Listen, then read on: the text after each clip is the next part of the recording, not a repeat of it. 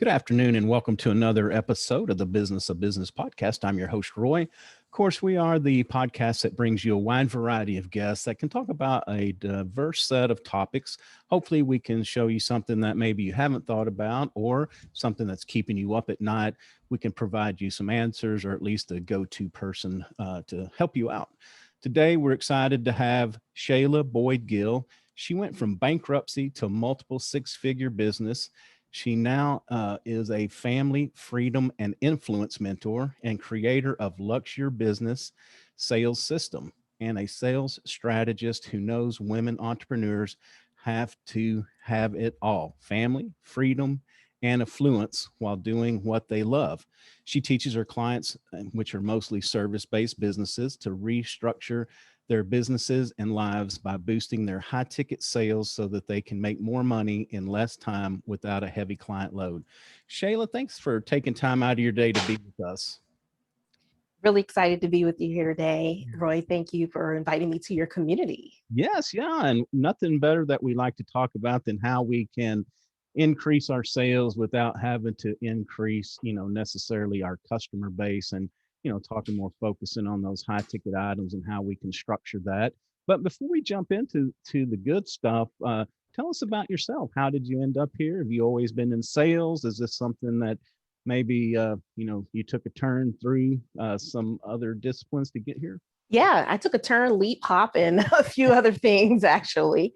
So I started out as an entrepreneur in 2003, and that entrepreneurship journey was actually in the world of birthing, like having babies. Oh, wow. And by the time I started that journey, I'd already had 3 babies.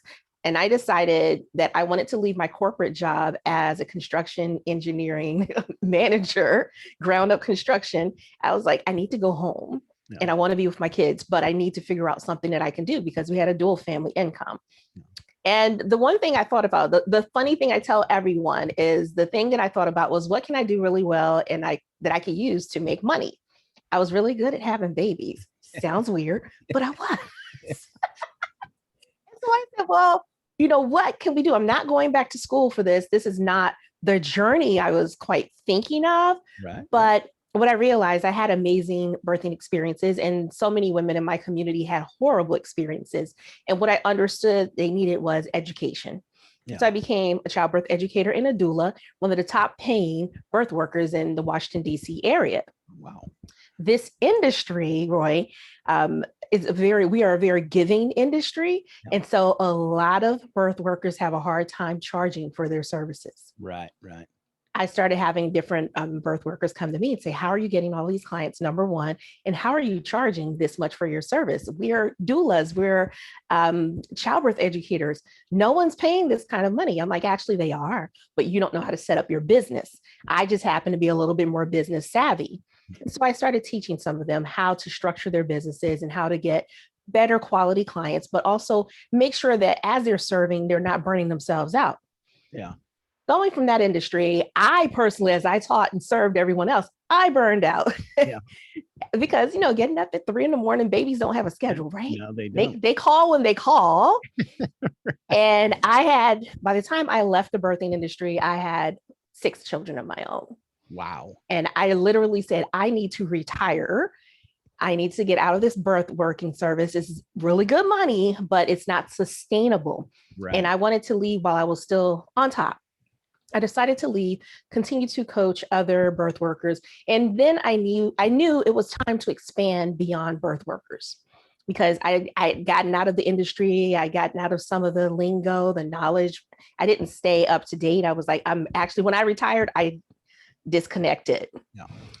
And some of my clients that had babies with me, they wanted to stay home. How can I start making money? I'm like, oh, you should become an entrepreneur. What do you do well? We figured it out. Same path.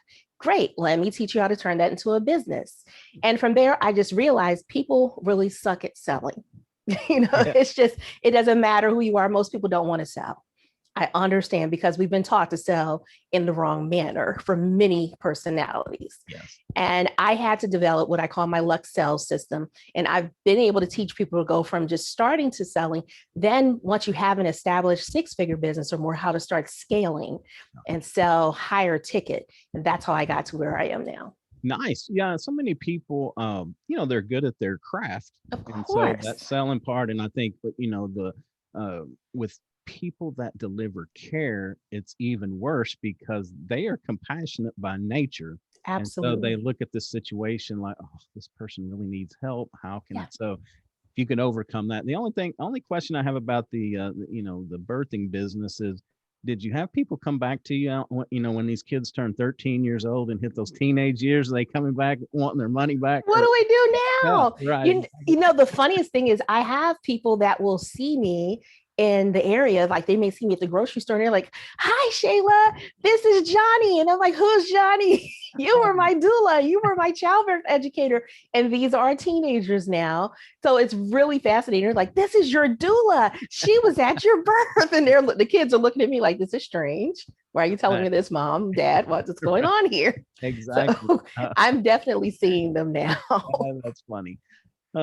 Well, so tell us about your system, and I think especially starting out, we want to take everybody that we possibly can, and sometimes we make deals we shouldn't make for lower dollars because all of us have. we think it'll help us in the long run, and we all have made those mistakes. But talk a little bit about how you structure this, where we can focus on the high ticket items, like you said, less clients, less fuss, but probably more money at the end of the day.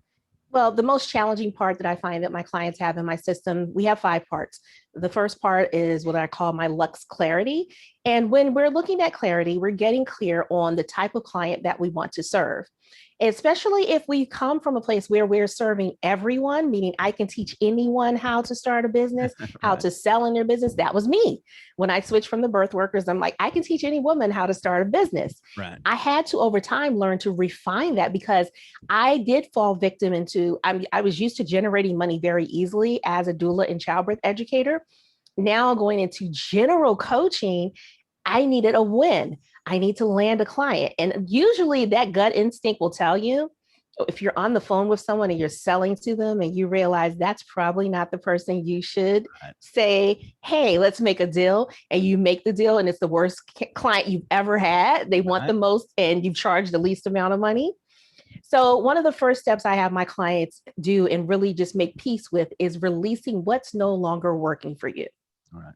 So when we're looking at releasing what's no longer working for us, what I like to say is, people always teach you to go for the lowest hanging fruit, what you already know, but sometimes what you know and what you're familiar with or whom you're familiar with may not be the best person that you need to serve. Just because you're familiar with them doesn't mean that they need to be your clients. And so we will often sell, and we're wanting to sell here pretty high, but we'll often, our messaging and our language and the persons we're calling in are at a lower level. Right. And so it's a mix match in the language. So people will say, "I'm booking calls, but no one's buying," because you're speaking to the lower version of the client that you really desire. You're not speaking your client's language because you're still connected to what worked for you in the past. And if you've elevated to this new higher ticket client, they're speaking a different language. So you have to release what's no longer working for you. That client you used to work with may not be the client that's going to work with you now. If they're not elevating with you, it's okay to release them. And the thing, Roy, is to make peace with that fear of leaving people behind. There's someone for everyone. Yeah. Your job is not to serve everyone. Your job is to serve the right people that need to work with you right now. Yeah, because we can get so bogged down serving everybody and not that market that we really need to be in, that we don't have time to take care of the people in that higher market the way that we really should, giving them the time and attention that they deserve. Absolutely. We're wasting on others. And then, like you said, they either make a really bad client where you spend twice as much time trying to make them happy, or you end up having to fire them. It just leads into, a huge mess, I think, trying to get that who, who your target is, who you want to work with. And then there has to be that they need to want to work with you as bad as you want to work with them. Sometimes that's, I don't want to get ahead of you here, but sometimes that's the problem with the hard sell is, we end up getting a client, making a client or turning them, but they weren't the right person. And then it just leads to a lot more problems down the road. It does lead to problems. And I love that you said the word turning them into a client, into a client. Our job is not to convince someone to work with us. And sometimes sales go wrong because we're convincing the person. Like they're saying, find the pain, tell them that you have the solution. Right. Okay, that's cute in the moment, but if you have to convince them that they need to work with you, you're going to be continuing to convince them to make the shifts that you're encouraging them to make while they're working with you. And so it still becomes more work, more effort, more time than you actually need. The people that you really want to work with, the reality is they often need less time. And this is what I find with my higher level clients. They're not looking for more hours. They want to have access to me, but they just need quick answers. They're busy. They want quick answers. They want solutions. They want connections. They want the resources, but they're not buying time. So when you stop selling time, you're going to attract a different kind of client. Yeah, definitely. I have heard that before as well about, we have to quit selling time because that just basically means that we have a job. So we have to. It's an employee mindset. Yeah, exactly. Exactly. Well, so what is number 2 after we found clarity? Where do we go from there? So after you find clarity, then it's important that we create and we provide an amazing solution. So this is your high ticket offer. Your offer needs to be something that not only provides a solution to whatever the challenge is that they're having, but I love to say that it's transformational. It should take them from A to Z.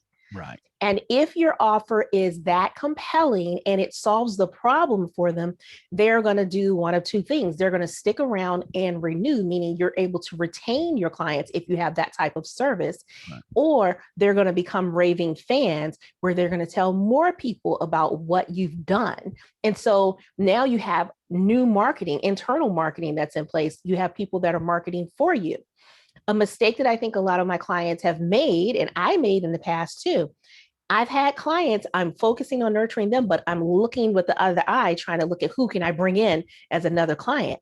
Whereas you could work with your clients that you already have and nurture them and make sure you're creating so they have something else to go towards, because you create brand loyalty that way. Right. So I do have clients that renew services, or if our contract is over, they may come back for a VIP day or something of that nature. So we forget there's money right in front of us, but we're looking to the side to chase money that's going to take longer to nurture and get into our system. So don't forget what's already there for you.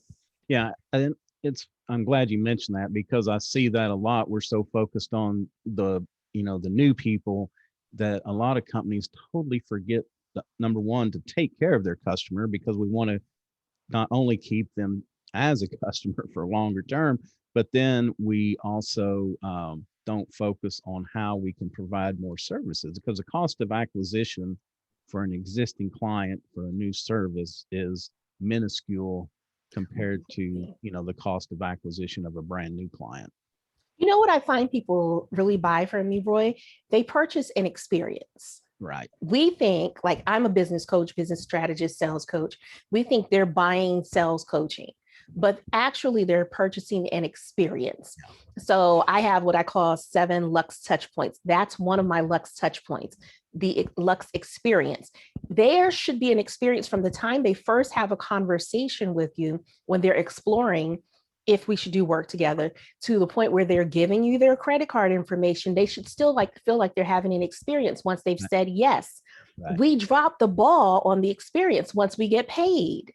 We get paid, we put them in the loop, put them in an email cycle, get them on the calendar, and it's just like, okay, on to the next person. Right. So are they having an experience where they feel like I made an amazing decision? Do you have emails that are following up with them? Do you have a client concierge or someone that's calling saying, hey, welcome? Are you sending a welcome gift? Is there something that makes them feel like they made an amazing decision and they're so glad that they said yes, versus them paying, sitting in silence, waiting for their appointment, talking to their friends or family members and second guessing their decision? Exactly. Yeah. And that's funny you mentioned that, because there's a lot of evidence out there that, it's generational as well as just good business to add that value of the experience. But um, sometimes it can be our target group, because uh, like the silent generation, they were all about the thing, like they wanted the coffee mug and this and that. Whereas, the baby boomers and even the next step down, it's more about the experience. That's what they want, is they want to have a good experience, not just feel like they just purchased a thing. Yeah, they want to feel like they're coming off the car lot with the car that they really desire, not like, okay, I just purchased a phone call. Okay. Yeah. Right. Yeah. And it's scary, because even if you have some if you have some history or experience with somebody, once you give them money for something, then you kind of hold your breath, wondering, are you going to hear from them again? Right. And what is that going to look like? So I love the reaching out, with basically onboarding your new clients. Yeah. And if you document that and you're consistent with that process, every client's going to have the same experience. So say if you have some event they meet and they're like, well, I didn't get that. Or, oh yeah, I did talk to Mary. She was awesome. I have clients that will share with other people. They're like, yeah, when I joined Shayla's program, we did X, Y, and Z, and then I got this thing, but they're excited. It keeps the momentum going. Right. And we just can't forget that it can't just be, I'm selling. Right. We are giving an experience. The transformation starts from the yes. Right. All right. So what's our third step after we provide an amazing solution? Okay. So your amazing solution is one thing that you're creating, but also now we're looking at pricing. So when a person says, I want a high ticket offer, oftentimes people say, well, just raise your prices, right? That's what you hear. Oh, you should raise your prices. But what does that mean? What does it really mean for your business? It's important that as you're packaging this offer, that we have value pricing, and it's not based on how many phone calls, as we said before. So when we're looking at a high ticket range, especially when we're looking in this coaching consulting range, some people may look at what we call a front end or short term. So your front end or short term, you may be looking at something between $3,000 and $20,000. That's like a few months of service. When we're looking at something that's maybe a year long, you could easily be going from a range of 25 to 100,000 or more. And if you're asking someone for $100,000, for example, it's not just you're getting 4 coaching calls plus, a title and a plaque. Right. It's an experience, And so number one, I tell people, make sure whatever number that you're deciding to value your services at, that it really is valued at that. Anyone can say this is worth $199 and that's worth $299. We love putting 99s and 97s on the end of things. Exactly. But really look at, if I price a service for my clients, I'm saying oftentimes, because of the way that I'm selling to them, I'm like, how many clients will it take for them to be able to get a return on investment? I only want it to be 1 or 2, and they can easily get a return on investment so they can see for themselves, this makes sense for my budget. You'd have to, number one, know who the client is and know what the price range is that that client can tolerate. Yeah. You need to also make sure you're absolutely delivering on the promises. The problem we have in this industry, or my industry specifically, coaching consulting, there's no regulation. So anyone can do anything. And there've been a lot of raggedy things that have happened, unfortunately. Right. So people have been scarred and burned. People have not delivered on what they've promised. You need to be clear what your promises are. You have to be very careful if you're making promises saying you're going to make $100,000 in 6 months. How can you promise that if you don't know how the person works? You don't know the commitment level. There's a lot of empty promises in that. So be clear on what the outcome is that you can promise for the person, and make sure you can deliver on that outcome that's being promised. That's the biggest thing. The integrity around the pricing is super important. It doesn't matter how much it is. It matters, are they going to get what was promised? Yeah. People talk.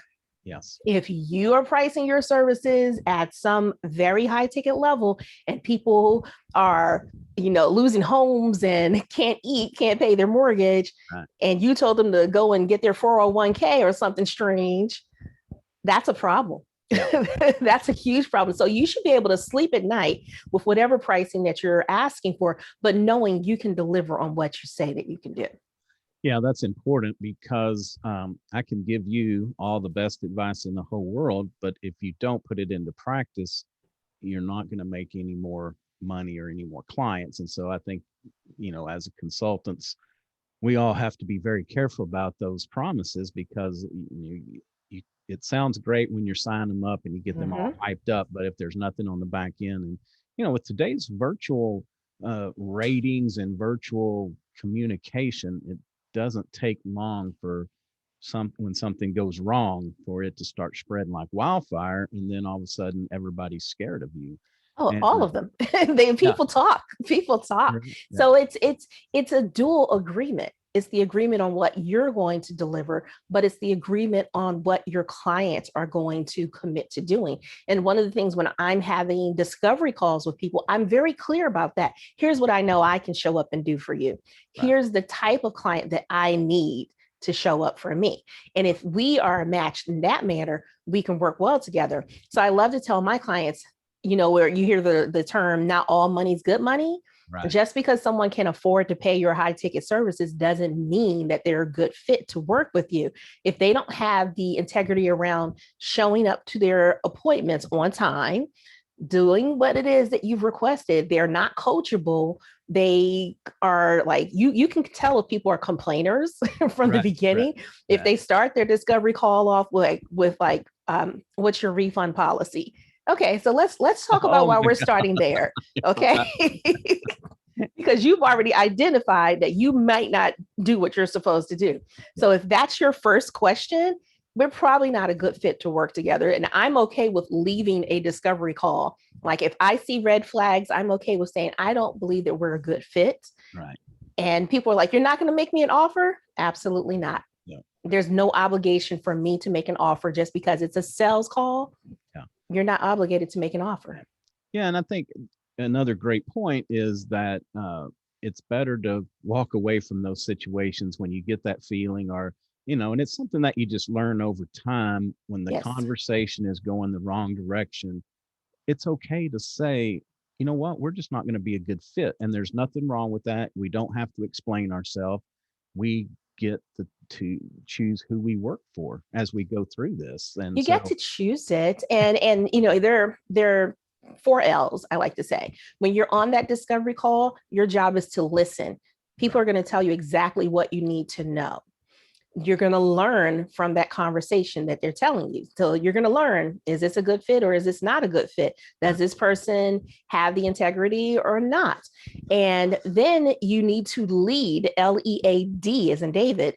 You have to lead your calls. If you get people on a discovery call that are chatty, they don't answer questions, they get distracted and you're not able to bring them back to focus on the question that's being asked, you're not leading the call. Therefore, you're not showing your authority from the beginning. So just imagine what it will look like if you decide to start working with the person.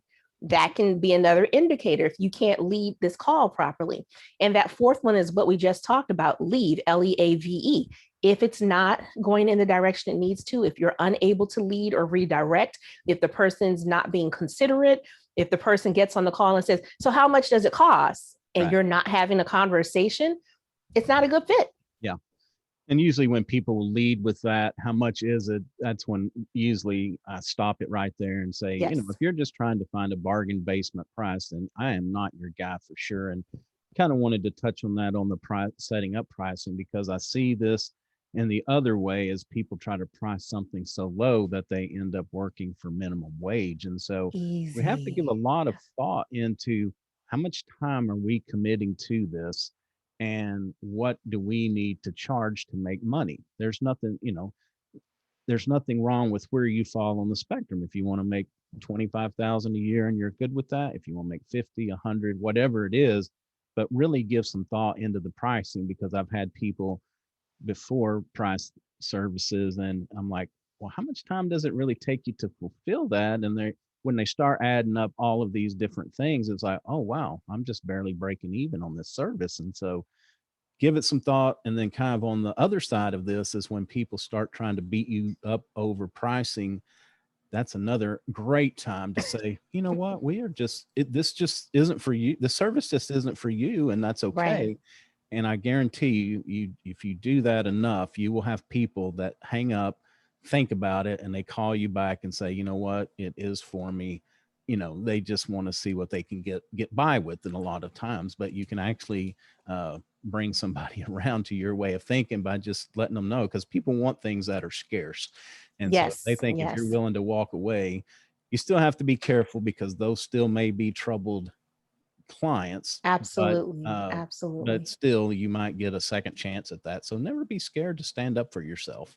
Yeah, you can't be scared of that. Like another Lux touch point is being exclusive. So exclusivity is important for me because I speak about having fewer clients but making more money. So if my client knows that I have a very exclusive offer, they Right. understand I don't have hundreds of people in a program. There may be just 12 of them. And if I have 12 spaces for the year, they understand I'm one of the 12. And if you don't get in, you're on the wait list. I don't want to wait 12 months on a wait list. So Right. I'm making my decision. But don't use scarcity as a false way of advertising. Right. We've seen that too, right? You've seen it like, oh, I only have space for 5 people. Ta-da! Ooh, it was such a demand that Yeah. now we have Right. 10 more spots available. Oh, the email didn't work. We're over it. I'm like, come on, let's just do true marketing, have real conversations, attract the people you really want. The people that I work with, they don't fall into that trap. They're not looking for the gimmicky things. They want a straightforward offer, straightforward answers, and that's what I prefer. So know your client, know what they can tolerate. Yeah. No, and that's so important. I love that, to be straightforward. If you have a product or service that you have to be gimmicky, you need to really There's a rethink the problem. whole thing. There's a Because problem. it's not ethical, number one, but you're gonna get into trouble on the back end, because I've seen those deals, where it's like, oh, we got 5 seats, we have limited 5 seats, and then you get on a call and there may be 35 or 50 people on there. Like, what kind of a limit Like was all that? 5 of those, Yeah, right? yeah, there must have been like 5 in that 1 hour or something. But anyway, Exactly. we just can't stress that enough, is just the honesty and integrity. Because the other part is that if you do have a client that you get, um, if they get a hint of that you're not honest, and then you don't have integrity, you do say things like that, then they're going to start to question everything that you say in your relationship, and that's not good. Absolutely. Absolutely. One of my coaches once told me that, you need to show up as who you are and don't surprise people once they pay you. Right. So, you can't show up one way online and then people pay you and they're like, who's this person?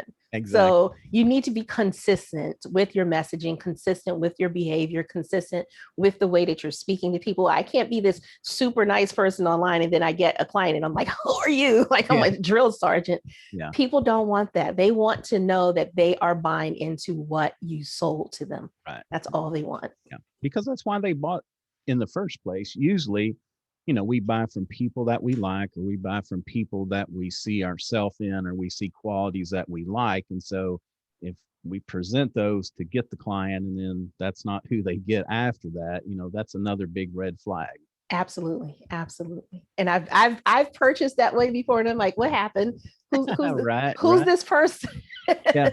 Or they say, you call for John, and it's like John is never around. You always get Never. pushed off to somebody else. And then, again, it's like, if that is the arrangement up front and everybody's clear, then that's understandable. But I always feel like, especially in consulting, if you're going to be the salesperson and you're going to represent, you're getting my wisdom, then you have to get my wisdom. Now you get, or say my team and and you're going to be working with several members of my team along with me. So I know I can accept that. Yeah, that just gets back to the honesty and integrity that we have to present and live by. We have, we can't just, I shouldn't say present, because we have to live by it, from sales to servicing. Yes. Well, I believe in karma. So I'm like, if you do people dirty, it's going to come back. You're going to pay the price one way or another. Exactly. Oh my gosh. Yeah. I have a good story I'm going to skip for not, the karma thing, but believe me, and sometimes it's instant karma. Right. Like, you can do that and walk 2 steps and, you get caught up with. Absolutely. All right. So what is our fifth step? Let's see and so once we've done let me just go through everything again. So we have our Lux Clarity, we have the offer, our pricing, selling and giving. So when we're getting into Lux selling and giving, I like to combine them together. So we've kind of talked about selling on the phone already, and selling an offer that we really believe in, that we value, that we can stand behind. The other piece is giving. Everyone wants to teach you how to sell and become a millionaire. Right. But I like to position with that is also giving energetically, making an impact. And so one of the ways that I challenge my clients is for them to not only reach their sales goals, but to attach their impact goal to that. So their impact goal may be, I want to give to an organization, or I want to give time. I want to travel to this place to make an impact. I want to start my own 501c3 to make an impact. But usually the clients that come to me, it's bigger than I just want to make the money. Money is important, but I tell people your goal alone cannot be money, because you can quit on that goal. Yeah. That's not enough of a driver. You can go get a job and make money. Right. But you have to have something that's like, people say, what's your big why? You may have a personal why, but I want you to have an impact why too. And so that impact may be a percentage of your sales for a certain product or service that you have. It may be you just make a bold acclamation in the beginning of the year. I'm going to be able to give $5,000 or $15,000 or $20,000 by the end of the year to this cause. You're going to work a little differently to meet that goal, because now you're not going to sit back and say, well, let me rest. Oh boy, I didn't make my goal. No, I made a promise. Let me make sure I can meet this goal so I can make a bigger impact. Not an impact just so my name can be associated with giving, but an impact so someone else's life can be changed. Yeah. It's good karma. We just talked about karma. It's good energy to be able to have that, to be a part of your business, because you're working not only for you, but you're impacting other people's lives. Your impact may be, if you have all high ticket items, maybe you want to be able to help. Like for me, maybe I want to help some other women to just start businesses, but they wouldn't be in a position to do my high ticket pieces that I have. I might decide to have a free program for a few women, a select group of women. And depending on what my sales look like, I might be able to support 5 women in starting their first business and be able to give them a mini grant to do that. Yeah. I might be sending some young women to college, but I am making an impact outside of what I'm bringing into the company. It's also what we're doing outside of the company. Yeah. And again, another great point, because it's not only the karma factor, but I think it's just energy. We are what we put out. And absolutely, that gets back to, our attitude and a lot of other things. If we have bad attitude and poor me, guess what? It's going to be poor you, because you're setting yourself up for that, where even when things that we don't understand or we don't go our way, we have to still pick ourselves up and have a smile and say, you know what? I don't know why that happened. Yeah. But it happened for a reason. And it's funny because we just had, I just had something happen the other day. I was trying to purchase something and it wouldn't go through. My credit card company blocked it. So I called them, got it released. I still could not buy this thing. And it was just frustrating. I can't even tell you how, because I needed this component to use pretty quickly to get something done. And so I'm just like, I'm talking to Terry, my partner, about this and telling her, I don't know what's going on and this and that. Okay. So went to bed, slept, got up the next day and I'm trying this one more time. And so as I'm looking through this collateral, I see the second component that I was looking at Now I find that there's a bundle where I can put both of these things together, and I got them for the same price I was fixing to pay for the first. So to me, it's just little things like that frustration was actually led me to a better place. And it's hard to get in that mindset, but I just feel like we have to, it's what we put out in the world. It's what we put out. So I always say I circulate money, and it always comes back to me. Exactly. I circulate, and if you're circulating, it's always going to come around. Right. And those little things like that, like trying to use that card because you were set on getting this thing. Right. Sometimes I believe the universe has blocks for us on purpose. And when I realize I'm being blocked, I'm not mad about it anymore. I get frustrated. And then usually once I pause, I'm like, there's a reason. And I release, I kind of surrender to, okay, this is happening for a reason. Let me be still and see what's really happening. Yeah. And things will clear their way up. So it happens all the time. I'm a slow learner. I know that. It took me years. It took me years. Don't worry. I know that, but put it into practice. Yeah. And I heard another great thing, and this could go when we're talking to prospects or clients too, is that instead of having a poor reaction, instead of having a poor response, we can have a poor reaction, but count to 3 or 5, whatever, before you respond. And Absolutely. it'll definitely change the way, instead of that initial, whatever, blurting out something that you wish you hadn't, if you could take a minute to think about it, to really have a measured response. And we're in a society now where we do need to pause. We need to pause because there's so much stimulation, so much is coming to us that you need to sit, pause, breathe, absorb what's being said, especially if it's texting, if someone's sending messages, you're interpreting. Assumptions are getting us in trouble. Okay. Yeah. Assumptions are like the big thing now. It's like someone says something and you're like, what did they mean by that? You create a whole story that you don't need to create. So you do. I love that you said sometimes you just have to sit for a few seconds and just let it sit with you. Yes. And then you can find the words that need to be said. And you might be able to really save a relationship, an opportunity, all kinds of things.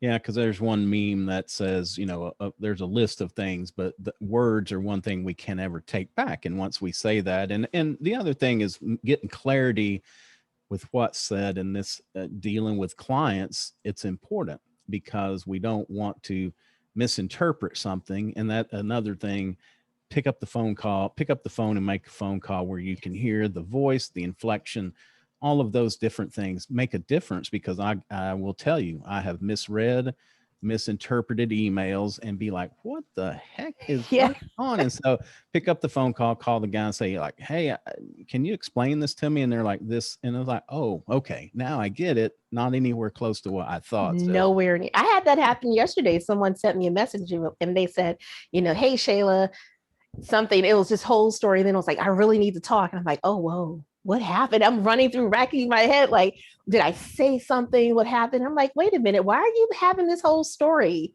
Right. That person didn't say that you did anything. You've come up with an entire story of something's wrong. And when I spoke to the person, it was really amazing. It was totally opposite. It was a celebration, but we make up these stories just because I'm always on, I got to fix it. And I'm like, what am I fixing? You don't even know what you're fixing, Shayla. Stop it. Right. Yeah. Yeah. So I didn't mean to stray off topic, but I think that, what we put out in the world, not only money wise, but helping people without expecting reciprocation. I've got a little company that, somebody reached out on LinkedIn, asked a question, it turned into a thing. And, we just had a quick phone call. I didn't charge them for it, but I made a relationship with these two people that I'll probably get some business from them at a later date, but if not, at least they will tell. But I didn't do it expecting return. I think we have to be careful with that. We have to give without expectations. You do. And you can be selective of who you choose to give to. Right. There's nothing wrong with giving. There's nothing wrong because someone probably gave something to you. So there's nothing wrong with giving. Just you're selective of who you choose to give to. And you have to give openly, like you said, without that expectation. Whatever needs to be taken care of will be taken care of. Right. So I always believe if I'm giving, however I choose to walk in my lane, things will be taken care of. Right. Right. Exactly. But it's an abundant mindset. It all comes from that place of abundance. Yes. Yeah. Yeah, and talking about that, I'll say one more thing before we get back on track is that I read this interesting article that was saying, instead of being like, dang it, Shayla just got this new car, or she just got this new client, and me not so much, and I'm all down. Instead of that, we should say, you know what? Thank goodness for Shayla getting what she got. Mhm. Now I want some of that, please. And you kind of have to ask for that instead of, getting distraught that somebody else got something that you think you should have or wanted. Is, you said it too, stay in our lane, run our race, because I don't know what you've been doing for the last 10 years to get to this point where maybe I just started 6 months ago. So we're going to be totally different places, but we can, it's not a zero sum game. We can all be successful. We can all have what we need and what we want. And so there's no reason to kind of be down on yourself or other people for what they've got. I've heard that story differently, and it's very similar. So when you start seeing the things that you want and desire, you start seeing the cars, you start seeing the person that you didn't think could get this thing, they start getting it. So instead of us also doing that negative thought of why did they have it, Yeah. we look at this and it's an indicator of evidence. It's closer to you now than ever before. It's closer to you now, especially if you've been asking for it. It's closer to you now than ever before. So you absolutely are celebrating that that person was able to get that person has that car, that person got that opportunity, because now it's closer to you, meaning it's coming to you very soon. I like that. Yeah. Anytime we can shift this, because, our mind is always grinding and we get to choose what it grinds. We can just as easily put the positive stuff through there than the negative. So anyway, I'm sorry. Back on track. We're always on track. We're always on track. It's okay. Okay. So after we have selling and giving, we have one more. We have one more. So after selling and giving is our overall, what I call my Lux CEO. So your Lux CEO, everything that I teach my clients is about business. But what we forget often is we have to take care of ourselves too. Yeah. So you can build this $1 million, multi-million dollar business, but if you've spent your whole time focusing on building the business and not focusing on taking care of you, taking care of what you had before the business. So if it's your family, if it's your relationship, those pieces I try to make sure we put in place. So with my clients, for example, it may be as simple as I tell them, once we're getting our money to a place where it's stable, we have consistent monthly revenue where they want to be. How about taking 1 week off a month? And using that to focus on you, focus on your family, focus in other areas, doing things that are not businessy, right? What are we looking at as far as spending the time and making sure you're eating a meal with the family? What we find when we start making more money with women and men, relationships start falling apart. Right. They fall apart. One person's on this high journey, another person's over here holding down the fort, and they're looking at you like, what about me? Yeah, right. Exactly. And I saw this in the corporate world. I see this in the entrepreneurial world too. So I really am where you read earlier, family, freedom, and affluence. Family is super important to me. Many of my clients are family oriented. And so I want them to build this piece, this legacy piece, but also keep their family intact in the process and also keep themselves intact. Make sure that you're feeling good. People get burned out. Right. People get sick. We see in people in their 40s and 50s, there's more disease that's coming to us as entrepreneurs because we're stressed. Yeah. You can't make money when you're stressed, or you're going to make the money and spend it all on your health because you are stressed. Yeah. And so I don't teach balance because I don't believe there's like the work-life balance, but I believe you put energy where you need to put it when it's needed. Yeah. And you need to create and build that space in so that you can do that. So that's part of being a CEO, not only being a leader and running this business, but also leading your life. Yeah. And leading the things that are around you. Don't leave that behind. Don't sacrifice what you had just for the sake of the money. Yeah. Yeah. And I'll do a selfless plug that we just did an episode with. He's more of a wellness coach, but we did an episode because it's important when you're making decisions. We need to be well rested. We need to be we need to have some movement, some exercise. And also for myself, it helps me to have some clarity. If I'm getting jammed up, if I can't solve a problem, if I'm feeling stressed, if I can take a minute and go walk around the area where we live for just a minute, I will come back so refreshed and Absolutely. give it much more. But taking care of ourselves, extremely important, and our relationships, don't want to leave that out, because we can get to the end of our journey and be very successful, and then we've lost all the important relationships around us. And even if they're not involved in the business, like Terry, I keep her involved. She does a lot, but it's the conversation that we have, so she never feels left out. She always knows what's going on when things get stressful. I'm like, hey, Yeah. we're kind of going through this little stress period for this reason. So Or uh, add we to the conversation. right, When we're talking about our business, we will often say, I'm doing this, I'm making money, I'm going to do this thing. right, And I always like to tell my clients, add the tag on so that we can. If you can add the so that we can, that's the first group of people you're selling to, your family. So for me, I have 6 children and I have a husband.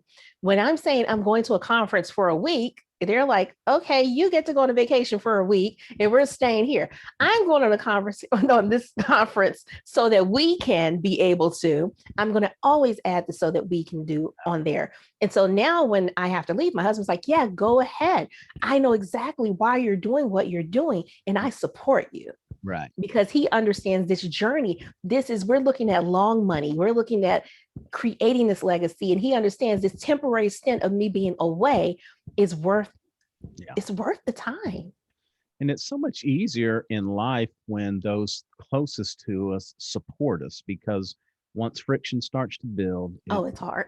it's tough. I mean, it's tough to go on. It's tough to know what to do. You spend more time dealing with the friction than you do on the business. So it's always good to keep that. And I'm like you, I don't really know that there is a balance, because there's times when you can take more personal time than you can. There's times you have to do more business time. And it's even more of a hurdle for some people. And I'm not speaking for you, but I can assume this as well. When you really like what you do, Yeah. I never feel like I'm at work. Exactly. I can go and go and go. And so, having a little tap on the shoulder saying, Yeah. hey, enough is enough for today. We're Step gonna away from the computer, Shayla. exactly, yeah. It's that does add an extra dimension. But it's good. It's really good to do something that you love. It That's is. It really is the because key. it doesn't feel like work, No, and if like if I know every time I get on the phone with my clients, I'm like, there's a breakthrough. Something amazing is happening. I do have to remind myself, shut it down, which is why I only schedule calls between a certain time. I don't do calls late. I will tell people whenever they work with me, I don't take calls in the evening. I'm not a night person. So I need to spend the time I can with my family, but I don't want to be on the phone talking to people about business at night. I want to turn my computer off. I want to be able to say, hey, family, let's go do something. And people respect that. My clients can respect that. People say, well, what if my clients only can talk at that time? People will find the time to speak to you when you say you're available, if they really right, want the thing that you say that you can do. exactly. Yeah, and again, you've got to set those boundaries, because if you don't, everything will get out of whack. You'll get out of whack with your health, with your relationships, and then everything gets back to affecting the business. So don't Yes. don't feel bad about setting those boundaries. That, again, that's what we get to do. If people don't like it or can't operate within them, then that's when we get to say, you know what, this just probably isn't going to be a good fit. And Right. we don't feel bad about that. We have Not to at all. hold your Not at head up all. high, because we're looking for people that want to work with us in the way that we work, and they're out there. I There guarantee you you, go. they're out there. All right, Shayla. Well, thanks so much for being with us. Is there anything else that you want to share before we wrap this up? I know we've run Sure. kind of long. I apologize for that, but Oh, it's you're good fine. conversation. It's fine. So yeah, if you want to really connect with me, you can find me online under my name, Shayla Boyd-Gill, everywhere from all the social media platforms to my website. So if you go there, you'll find me plus free resources that you can use for your business and for your life.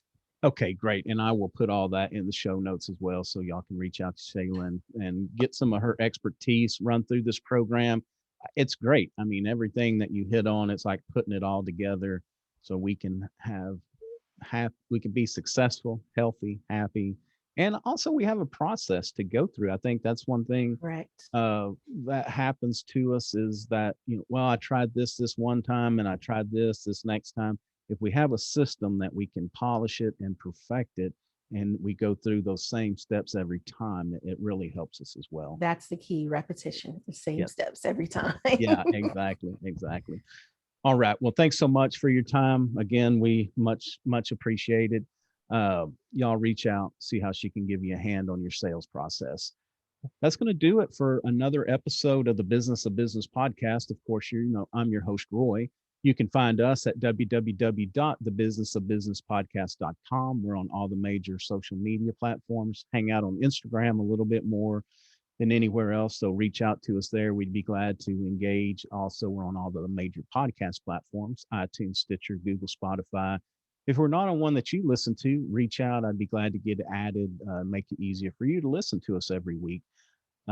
Also, a video of this interview will go up on our YouTube channel, so go check that out. So until next time, take care of yourself and take care of your business.